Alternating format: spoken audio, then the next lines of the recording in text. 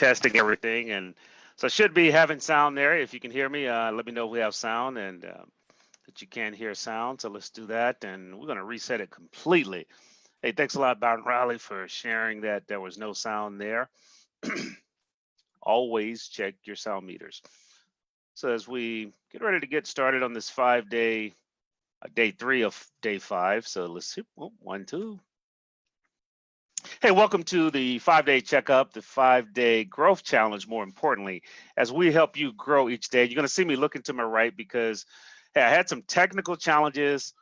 Guess what? It totally took out my monitor. I mean, my computer would not work, would not allow me to stream. So, hey, stuff happens. Okay, I'm okay with that. Stuff happens. So as we get started here, I want to challenge and just check in with everyone and see, have you been doing your homework? You know, day 1, we was challenging you to discuss of who your ideal client is. Who is that ideal client that you're working with and that you're looking to work with? So if you did, post it in there, post it in the feed so others can possibly jump on with you, possibly they may be that ideal client. And then next was your target market. And so what market, what segment are you focused on? And so we gave you some homework, gave you some questions to work through. And so I challenge you to go back and do those things, because guess what? If you do those things, you're going to see some great results in your marketing. You're going to be really focused. You're going to share and you're going to help others. It's just going to be totally different. So today, hey, we're going from marketing to sales. Today I was in a client and I was sharing with them and I was messing with the marketing person in there. And I said, just remember now, great marketing make easy sales. And so that's your job as a great marketeer, is to make easy sales, but your sales team has to go out and get the sales. And so that's what I want to challenge you today, is going through the sales process. We shared a couple things that we would be doing. And so let's see here. But as we talk through this here, I think it's very important for you to know, what is that process? What is that sales process? And so today we're going to share with you some steps to closing your sales. These are some steps that will help you in closing sales. And to me, that is the key thing, because guess what? A business ceases to exist if sales are not happening. A business ceases to exist if sales are not happening. And so if you don't have sales, you don't have a business. The cash register is not ringing. Credit cards are not being swiped. I mean, you can just finish the statement, whatever it is. Transactions are not happening. You know what? Then you won't be in business long. And so that is the key thing. So I want to share this with you this evening as we go and grow through this here, and hopefully it will help you. I know it won't, hopefully it will help you. If you're willing to do the work, I guarantee you that you're going to get great results. That's right. If you're willing to do the work, I guarantee you that you're going to get great results. And that's the key thing. You're going to see results in the next 91 days. So now, as we talked about, I said steps, but we're going to share 7 steps to closing any sales. And why is that important? Because as you think about it, is when you look at your master salespeople, they're not just smooth talkers. They're not just folks that go at it haphazardly. They literally put together a plan and they have a process. There are a lot of different sales institutions out there, a lot of different sales models out there, and whether it's this company or that company, but at the end of the day, they each follow a process, and the majority of the principles are the same. That's right, majority of the principles are the same. And so in today's step, I want to share that because as you think about it, is no skill is gained by mere intellectual agreement. You don't just learn the skill. Yes, I know how to sell now because I know the steps. One, you have to practice the steps. We just got finished with March Madness, and you have to believe this, and you have to believe the teams did not learn how to shoot by watching videos. They didn't learn how to shoot by studying on a sheet of paper. I mean, you literally had to get down and practice it in order to get the results that championship teams get.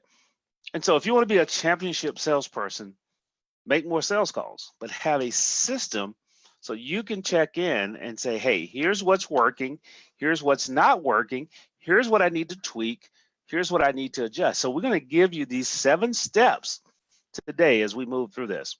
So this, 7 steps, just simple 7.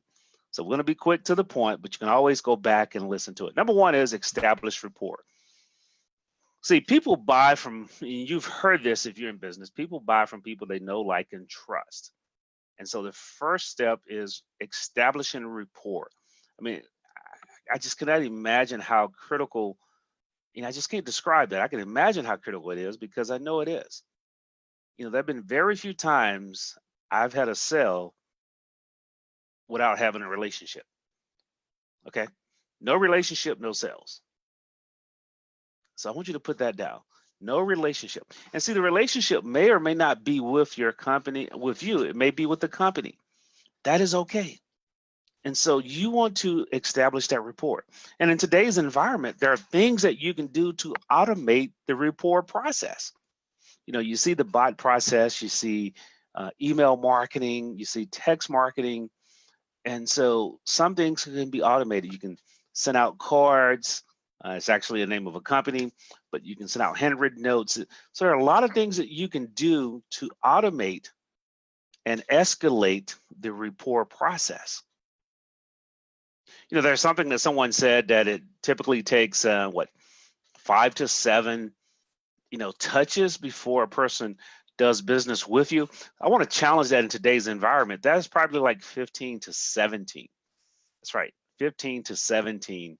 Or 15 to 20, just because there are so much more coming at all of our potential clients, And so number 1 is establish that rapport. Then as you establish the rapport, you want to go in and guess what? You want to qualify the buyer. Yes, and what I mean by that is you're literally going in and saying, hey, Mr. Buyer, you can do business with me. It's okay if they're not qualified, because when you look to qualify a buyer in the early process, guess what? It benefits both of you. Yeah, it benefits both of you because number 1 is it saves them time. Because if they're not qualified for your services, if there's not that right fit, then guess what? They can go and find that, or you may be able to refer it. Well, Howard, give me an example of that, and I'll be very tangible. If you're in the car business and you sell sports cars only, a family of 4 walks in, they may or may not be the right buyer. At the Maserati shop, that's not a place right now that I would buy from. I'm not their target market. And so that salesperson would want to qualify me before they move down the process, and vice versa. I should appreciate that, just as they should appreciate qualifying me. So it saves them time. So that's something I want you to begin to ask yourself. Do I qualify buyers early on in my process? Do I qualify buyers early on in my process? And then now you build value. Okay, and what I mean by building value is that part of that is through education, uncovering their needs. So you've qualified them.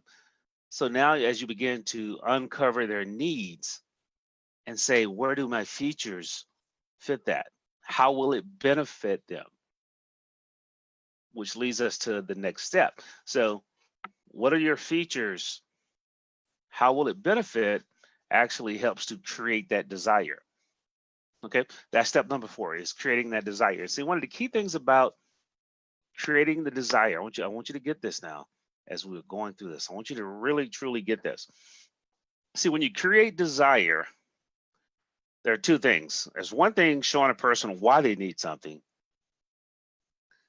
but the real payoff is helping them to want it, the benefit. See, they don't want the product. People don't want the exercise. People don't want the diet. They want the benefit. All right, so if you're taking notes, write that down. What is the benefit that my products actually provide. People don't want my coaching. They want the increased sales. People don't want my coaching. They want more clients. That is it. People don't want my coaching.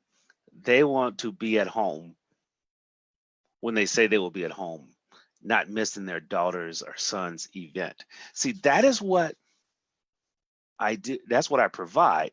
What I do is coaching, but what I provide is that 25, 30% annual increase in revenue on an established business. That's what I do. So I want to challenge you to think about it from that standpoint. What is it that you do that will help create a desire for your business? Now, as you create that desire, here's a key piece to that, is getting ready to overcome objections. And we're going to dive in a little bit, because if you've made it this far, the sales is yours to lose. That's right. The sales is yours to lose. Can you say it? If I made it to step 5, I'm still alive, and the sales is mine to lose. And so how do you overcome those objections? That's what I want to challenge you to think about. So let's just role play here a little bit. Okay, so role play. Client states, I would love to buy it, but I just can't afford it right now. Okay, that's what the client said. Okay, so when the client says that, what do you say? Well, agree with the objections. So wow. So if you can't afford it, you can't afford it. I mean, that's just the bottom line. But let me ask you this question: is money the only objective? At this point, from what you know about this, is if we can find a way for you to afford this and be part of this program, put this car in your garage to buy this service, then is there anything else that you would not buy? I mean, is there any other reason why you would not buy it? And you pause and wait. See, it's very key that you have that pause. You see in the parentheses that meaningful pause. So you hesitate. That is a point of empathy, not sympathy, but empathy. And then as you move forward, when you ask a question, wait for the answer. He who talks first loses. Yes, it is a game. And if you talk first, you lose. So then as they answer, so if you can find a way for you to afford it, you will buy it. Wait for it. It's gonna seem awkward. I promise you it is. But you gotta pause and wait. And so then now you can lead into, they say yes, you can determine what do you have to do from a creative financing standpoint. What do you have to do different to uncover and unpeel that need? So that is what I want to challenge you to think about as you move forward in closing the sale. So getting that commitment is the key to closing the sale. I mean, that is the very key. And then step 6 is simply close the sale. Make it easy for them to do the transaction. Simple. And one of the things you can do is actually build in financing options immediately. So it makes it very, very easy for them to build in the sale. To make the transaction. And then last but not leastly is to follow up. See, the fortune is in the follow up. The fortune is in the follow through. At the time of this call, I got to get in here and got some follow up I got to do with some prospects that we have some projects we're working on. We're excited about them, but we'll tell you about that later. But more importantly, ask yourself, what are some of the projects? What are some of the prospects that I've engaged with that I need to follow up with? What are some of the prospects that you need to circle back with? And so that is what the follow-up, is. The fortune is in the follow-up. So once a person commits, what is your process to cement them into a follow-up from the follow-up process? What does that look like for you and your business? What's that onboarding process to close them again? See, first they buy with their mind. They're justifying it. They own it with their heart, and then they pay you with their checkbook, their wallet, their purse, their credit card. And so now in each of those stages, you have to follow up and continually cement the deal, cement the relationship. So in closing, as we shall say, the summary, the key thing is just remember that there is a process. Your process may not look exactly like this. I shared 7 steps with you today. And as always, if you hang out around me, you're going to get some homework. So as you move through these steps, they're going to help you. So, they're really going to help you move forward.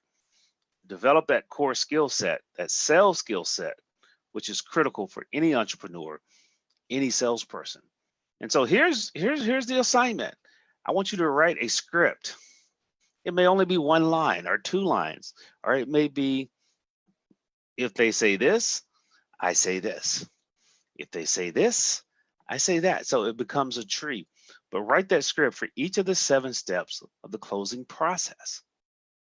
Asking yourself, hey, what am I going to do in each step? Okay, that is what I want you to do. That is it. So it's time to go do your homework. Hey, if you're watching this on replay, or if you haven't signed up yet, make sure you go and sign up for the 5-day growth challenge. That's right, the 5-day growth challenge. Simply just go to the bit.ly link and sign up there at bit.ly/5-day growth challenge. And so what's going to happen is you're going to get access to all 5 days. That's right. So we're at day 3. You're watching day 3 right now, and there are 2 days ahead of you and there are 2 days behind you. So it's really hump day. That's right. Hump day with Howard, as you can say. But no, hey, we're excited about this challenge because it's going to help some people crush Q2. Why do I get excited about that? Because we're going to sprint together to July 1st. And then we're going to do it again. We're going to rinse and repeat, but we're going to have some numbers. We're going to 4X your business. And that is what this is designed to do, to help you 4X your business and change your bank account. That's right, 4X your business and change your bank account. So if you're in with me, go over, join in, get ready to have some fun as you grow and be more. Hey, with that said, as always in close, I'm going to challenge you to go out and be the best you possible, because guess what? If you try to be anybody else, you can only be second best. And we know the second best is not for you. And the view does not change in second place. And with that said, take care. God bless. I shall see you tomorrow as we really get into the systems that's going to help you drive more revenue this quarter. Hey, take care. God bless. And don't forget to join the challenge. Bye-bye.